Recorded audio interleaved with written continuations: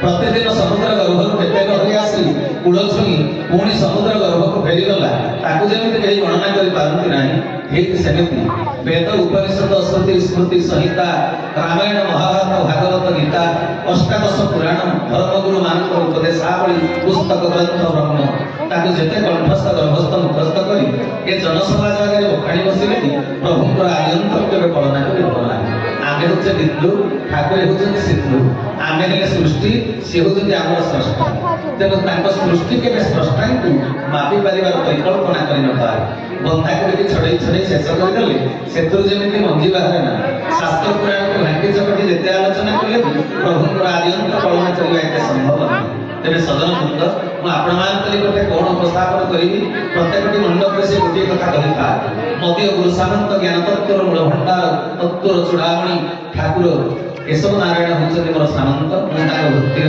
से मो मालिक मु ताको चाकर से मोर राजा मु ताको दूत गोटे राज्य को आ गोटे राज्य को जने राजा दूत जमी खबर नहीं जा सुदूर ढेंकानाल आपण मान आमंत्रण क्रमे मु केवल आसी आपण मान खबर दवा पाई बा वार्ता देवा से वार्ताटा कोन ही पाए से वार्ता होची 56 कोटी जीव भितर भगवान जो श्रेष्ठ जीव मनुष्य को तैयारी कले जो मनुष्य द्वारा ए सृष्टि की परिचालना करिवार दायित्व देइचंती भगवान ए श्रेष्ठ जीव मनुष्य भितर मनुष्य को देइचंती तू मनुष्य को चेष्टा करी मानव रे मानव को चेष्टा करी महामानव महामानव को चेष्टा करी अति मानव को चेष्टा करी तू देवता रे परिणत हो तबे मनुष्य देवता रे परिणत होबाटा गोटे बड़ लंबा प्रोसेस कोन कहउचंती कोन कहउछ मुंडा सुनाटा अलंकार रे तैयारी होबाटा गोटे लंबा प्रोसेस हम कि नहीं ताण चाउलटा भात रे परिणत होबा पय गोटे प्रोसेसिंग दरकार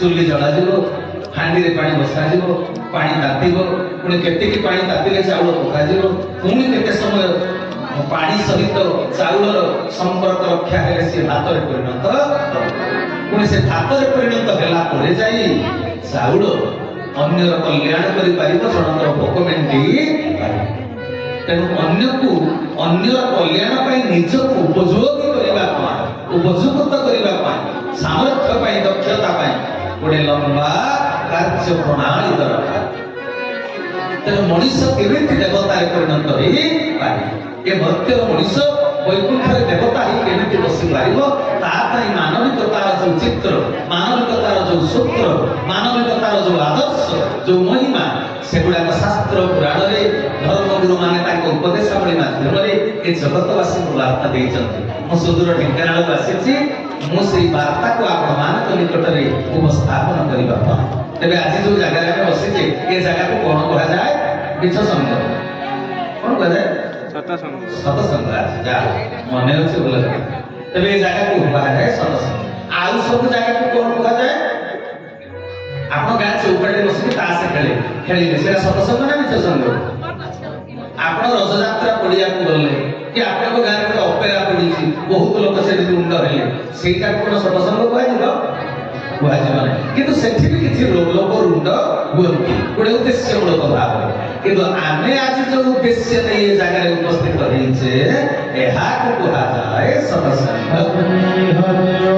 काहे सत्संग कहा जाय नामे जगह को आसीते सत सहित संग करिबा सत किए जा सहित आम संग करिया पे आसीचे बापा रथ यात्रा पड़िया को गले चाटे गुपचुप खाइबा को गले ऑपेरा पार्टी देखिबा को गले सेठी तो एई मुह चाह चाह लोक माने काटी बंदी हो कि नहीं तेरे सेटा को सत्संग करा जीवन एइटा को एंगी सत्संग करा जीवन ना एठी आके जनकू दर्शन करिबा पाई समस्त आसीचन पुणी ताको दर्शन करिबा जे एई आखिरे ए आखिरे से देखा जानती ना से में दार्शनिक कवि लिखि दिले ना आलोक तुम कपारे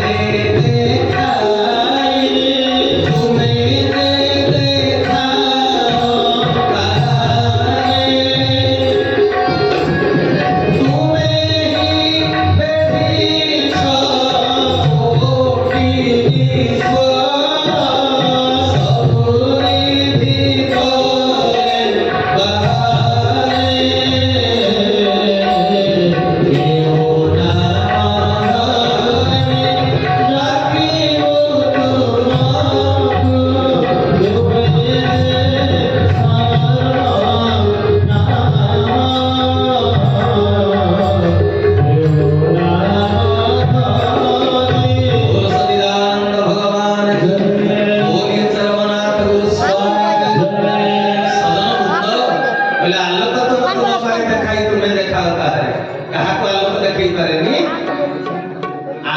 छोटी बुझिपारुଛନ୍ତି ଆପଣ ସତସଙ୍ଗ କରିବା ପାଇଁ ଆସିଛନ୍ତି ସତ ସହିତ ସଙ୍ଗ କରିବେ କିନ୍ତୁ ଯାହାକୁ ଦେଖିବେ ସିଏ ଦେଖା ଯାଆନ୍ତି ନାହିଁ ବଡ଼ ବିଚିତ୍ର କଥା ସତ କିଏ ଦେଖେ ମତେ କହିଲେ ପ୍ରକୃତରେ ଆପଣଙ୍କର ଯୋଉଟା ଧନ ସମ୍ପତ୍ତି ସେଟା ଚେୟାର ଟେବୁଲରେ ପଡ଼ିଥାଏ ନା ଗଡରେଜ ଭିତରେ ଥାଏ ଟଙ୍କା ସୁରାନ୍ତି ରାଣ୍ଡେଳା ମାଣିକ୍ୟ ଯିଏ ଯୋଉ ସମ୍ପତ୍ତି ରଖିଛନ୍ତି ସେଗୁଡାକ ଘରେ ବାହାରେ ସବୁ ଟେବୁଲ ଚେୟାରରେ ପଡ଼ିଥାଏ ନା ଲୋକର ଭିତରେ ଥାଏ ଲୋକର ଭିତରେ ଥାଏ ତେଣୁ ସତ ସବୁବେଳେ ଯୋଉଟା ସମ୍ପତ୍ତି ପ୍ରକୃତରେ ସେଟା ଭିତରେ ଥାଏ କଣ ବୁଝିପାରୁଛନ୍ତି ନା କିନ୍ତୁ ଆମେ ଯୋଉ ସତ ସହିତ ଦେଖା କରିବାକୁ ଆସିଛେ ସିଏ ବି ଭିତରେ ଦୁନିଆ ଗୋଟାକ ଯାକ ଦେଖୁନ ସତ ସବୁବେଳେ ଭିତରେ ଆଚ୍ଛା ମୋ ଭିତରେ ଥିବା ଆତ୍ମା ସତ୍ୟ ନା ମୋ ଦେହଟା ସତ୍ୟ ଆତ୍ମା ସତ୍ୟ देह सत्य से एकादश स्कंद भागवत कौन कहे अति बड़े जगन्नाथ दास आत्मा खंड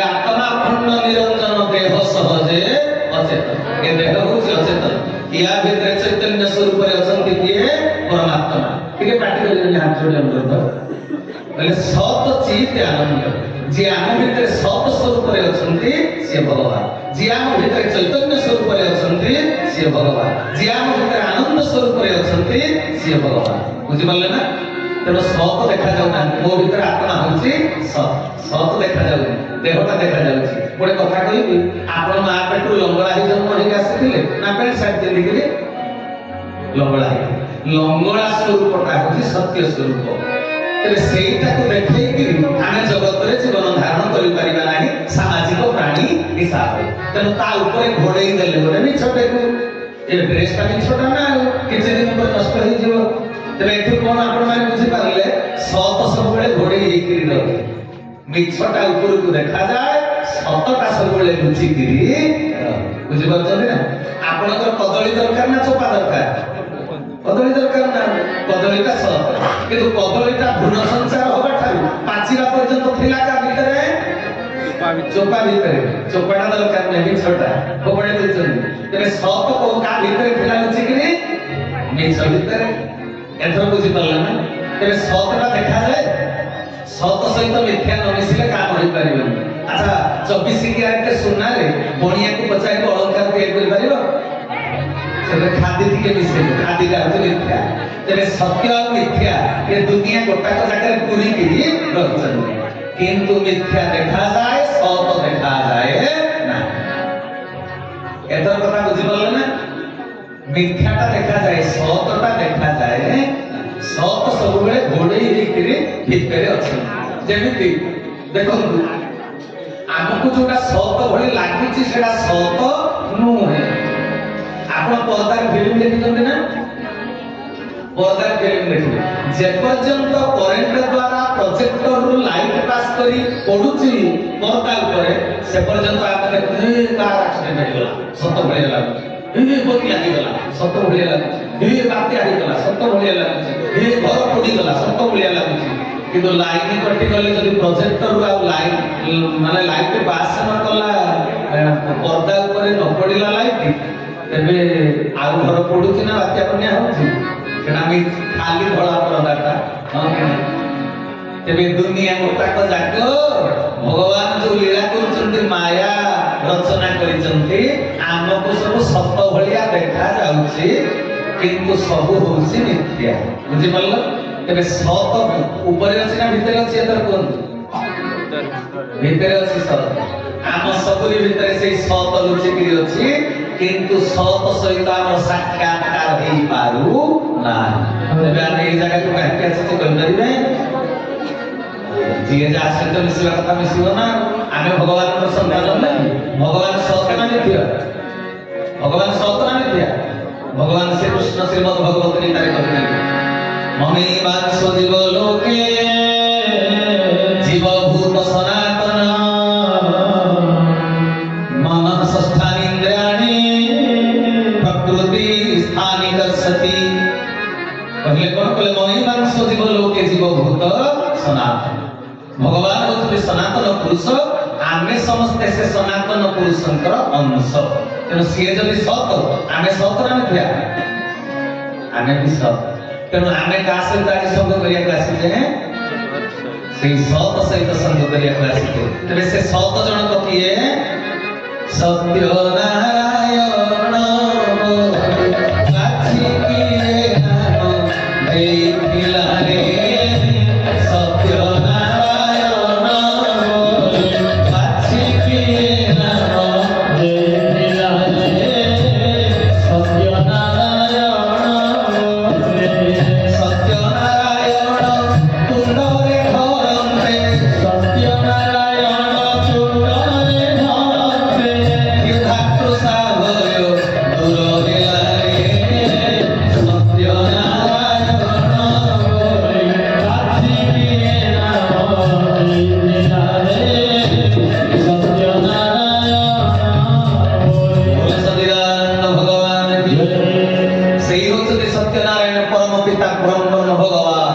ସନାତନ ପୁରୁଷ ଯେ ଆମ ଭିତରେ ବିଦ୍ୟମାନ। ତେବେ ସଜନ ବୃନ୍ଦ, ମୁଁ ଆପଣଙ୍କ ଭିତରେ ଭଗବାନଙ୍କୁ ଦେଖିପାରୁନି, ଆପଣ ମୋ ଭିତରେ ଭଗବାନଙ୍କୁ ଦେଖିପାରୁନାହାନ୍ତି।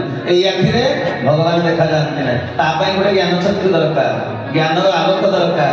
ତେବେ ସେ ଜ୍ଞାନ ଚକ୍ଷୁ ଉନ୍ମିଳନ ହବ କେମିତି? ଆମକୁ ମାର୍ଗ ପ୍ରଦର୍ଶନ କରିବ କିଏ ଭଗବାନଙ୍କୁ ଦର୍ଶନ କରିବା ପାଇଁ? ସେଇଥିପାଇଁ ଆଜି ଆସିଛେ ଆମେ ସତସଙ୍ଗରେ ବସିବା ପାଇଁ। ପ୍ରକୃତରେ ବାପ ପୁଅ ଭିତରେ ତେଣୁ ସେଇ ସତ୍ୟର ଉନ୍ମୋଚନ ହୁଏ ଏଇ ସତସଙ୍ଗ ପବିତ୍ର କ୍ଷେତ୍ରରେ। ତେଣୁ ଏଠିକି ଆସିଛେ ଆମେ ସମସ୍ତେ ସତ ସମ୍ବନ୍ଧରେ ଗୋଟେ ଧାରଣା ଅର୍ଜନ କରିବା। ଏଥର ବୁଝିଲା? ତେବେ ସତସଙ୍ଗର ଆବଶ୍ୟକତା ଅଛି ନା ନାଇଁ? ଅଛି ନା ନାଇଁ? ଅଛି। ଆଉ ସତକୁ ଜାଣିବା ପରେ, ସତକୁ ନ ଜାଣିଲେ ତ ଜୀବନଟା ବୃଥା ହେଇଗଲା। ତେଣୁ ସାଧୁ ମଣ୍ଡଳୀ, ସତ ହଉଛନ୍ତି ସେ ପରମ ପିତା ଭଗବାନ। ସବୁରି ଭିତରେ ଭଗବାନ ଅଛନ୍ତି। ଅଷ୍ଟାଦଶ ପୁରାଣେଷୁ ବ୍ୟାସସ୍ୟ ବଚନ ଦ୍ୱୟଂ ପରୋପକାରାୟ ସ୍ୱର୍ଗାୟ ନରକାୟ ପରପୀଡ଼ନ। ମହର୍ଷି ମନୁସ୍ମୃତି ଗ୍ରନ୍ଥରେ କହିଲେ ପରର ଉପକାର ହେଉଛି ସ୍ୱର୍ଗଗତି, ପରର ଅପକାର କଲେ, କ୍ଷତି କଲେ ତୁମେ ନରକ କୁଣ୍ଡରେ ଯନ୍ତ୍ରଣା ପାଇବ। ତେବେ ଏ ସତ୍ୟତାକୁ ଆଜି ଆମେ ବୁଝିବା। ମଣିଷ ଧରାପୃଷ୍ଠକୁ ଆସିଛି କଣ କରିବା ପାଇଁ? ପ୍ରଭୁ ରାମଚନ୍ଦ୍ର ଧରାପୃଷ୍ଠକୁ ଆସି କଣ ଶିକ୍ଷା ଦେଇଛନ୍ତି ଏ ଜଗତକୁ? ମତେ ଆଜି ଭାଇମାନେ ପ୍ରଶ୍ନ ପଚାରିଥିଲେ, ସତସଙ୍ଗ ନିଜ ପାଇଁ କରାଯାଏ କି ସମାଜ ପାଇଁ କରାଯାଏ? ଆହା, ସତସଙ୍ଗ ପରା ଆପଣ ଘରେ ବସିକିରି ଯୋଉଟା ସନ୍ଧ୍ୟା ସକାଳେ ପ୍ରାର୍ଥନା କରିବେ, ସେଇଟା ହଉଛି ବ୍ୟକ୍ତିଗତ ସାଧନା। ଅନେକ ବ୍ୟକ୍ତି ଯୋଉଠି ବସିକିରି ପ୍ରଭୁଙ୍କ ସମ୍ପର୍କରେ ଆଲୋଚନା କରନ୍ତି, ତାହାକୁ କୁହାଯାଏ ସତସଙ୍ଗ ଅନୁଷ୍ଠାନ। ଅନେକ ଯୋଉଠି ଏକତ୍ରୀକରଣ ହୁଅନ୍ତି, ବୁଝିପାରୁଛନ୍ତି? ପୁଣି ସବୁଙ୍କର ଏକତ୍ରୀକରଣକୁ କୁହାଯିବ ନାହିଁ ସତସଙ୍ଗ। ଆପଣ ପୁଅ ବାହାଘର ଝିଅ ବାହାଘର ବେଳେ ବନ୍ଧୁକୁ ନିମନ୍ତ୍ରଣ ଦିଅନ୍ତି, ହଁ କି ନାହିଁ? ବନ୍ଧୁମାନେ ଏକାଠି ହେଲେ କଣ କଥାବାର୍ତ୍ତା ହୁଅନ୍ତି? ରଶ୍ମି ମାମୁଁ ଘର ବାହାଘରକୁ ଆସିଲେ ଯେ ତୋ ଲୁଗାର ପ୍ରିଣ୍ଟଟା ଭଲ ହେଇଛି, ମୋ ଲୁଗାର ପ୍ରିଣ୍ଟଟା ଏତେ ଖାସ ନୁହେଁ। କଣ କଥା କହନ୍ତି, ତରକାରୀଟା ଏତେ ଖାସ ହେଇନି, ପନିର ଟିକେ ପକେଇଥିଲେ ଭଲ ହେଇଥାନ୍ତା ନା। କିନ୍ତୁ ଆପଣ ଯୋଉ ଜାଗାକୁ ଆସିଛନ୍ତି, ଏଠି ଯୋଉ ଆନନ୍ଦ ବଜାରରେ ପ୍ରସାଦ ସେବନ କରିବେ, ଏଟା ଲୁଣିଆ ହେଇଥିଲେ ବି ପ୍ରସାଦ, ଅଲଣା ହେଇଥିଲେ ବି ପ୍ରସାଦ, ହଳଦିଆ ହେଇଥିଲେ ବି ପ୍ରସାଦ, ପାଣିଆ ହେଇଥିଲେ ବି ପ୍ରସାଦ। ତେଣୁ ସତସଙ୍ଗରେ ଯୋଉଟା ଆନନ୍ଦ ବଜାର ବର୍ଣ୍ଣ ପ୍ରସ୍ତୁତ ହୁଏ ତାହା ହଉଛି ପ୍ରସାଦ। ଆପଣଙ୍କ ଘରେ 25 ପ୍ରକାର ଆଇଟମ କରିଥାନ୍ତୁ, ତାହାକୁ କୁହାଯିବ କେବଳ ଖାଦ୍ୟ। ବୁଝିପାରିଲେ ନା? ତେବେ ଆପଣ ମାନେ ଟ୍ରେନରେ ବସିଛନ୍ତି ନା, ଏରୋପ୍ଲେନରେ? ହଁ, କେହି କେହି ବସିଥିବେ, ସମସ୍ତେ ତ ବସିବେ ନା। ଆପଣ ବସରେ ବସିଥିବେ, କିନ୍ତୁ ବସରେ ବସିଲେ ସିନା ଆପଣ ଟିଟିଲାଗଡ଼ରୁ ଆସିକରି ଆପଣଙ୍କ ଗାଁ ପିଠାପରାରେ ପହଞ୍ଚିଯିବେ। ଯଦି ଆପଣ ଟ୍ରେନରେ ବସିବେ, ଆପଣ ଯାଇ ପହଞ୍ଚିଯିବେ ଭୁବନେଶ୍ୱରରୁ ଦିଲ୍ଲୀରେ। ଆପଣ ଯଦି ଉଡାଜାହାଜରେ ବସିବେ, ଆପଣ ପହଞ୍ଚିଯିବେ ଭାରତରୁ ଆମେରିକାରେ। ଇଏ ସତସଙ୍ଗରେ ବସିଲେ କୋଉଠୁ କୋଉ ଜାଗା ଯିବେ କହିଲେ ଯଦି? ସତସଙ୍ଗରେ ବସିଲେ କୋଉଠୁ କୋଉ ଜାଗା ଯିବେ? ପରମଶାସ୍ତ୍ର ଭାଗବତରେ ଅତି ବଡି ଜଗନ୍ନାଥ ଦାସ କହିଦେଲେ, କହିଲେ ସତସଙ୍ଗ ନାମେ ବସୁଦେବେ ଅବୁଧାର ହେତୁ ସେବେ ଶ୍ରୀ ଗୁରୁ ସତ୍ୟ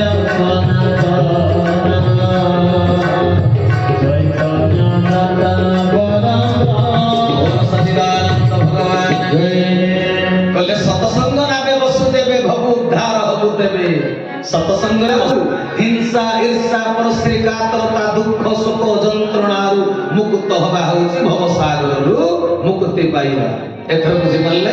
ମତେ ଭାଇମାନେ ପଚାରିଛନ୍ତି ସତସଙ୍ଗଟା ନିଜ ପାଇଁ ନା ସମାଜ ପାଇଁ? ଭାଗବତରେ ବା ଲେଖା ହେଇଛି ସତସଙ୍ଗରେ ବସିଲେ କିଏ କିଏ ମୁକ୍ତି ପାଆନ୍ତି ଜାଣିଛନ୍ତି? କିଏ କିଏ? କହିଲେ ଦେବ ମାନବ ଖଗ ଯୁଗ ସତସଙ୍ଗରେ ମୁଖ୍ୟ ଯୋଗ ଶ୍ରୀ ଗୁରୁ ସତ୍ୟ ସନାତନ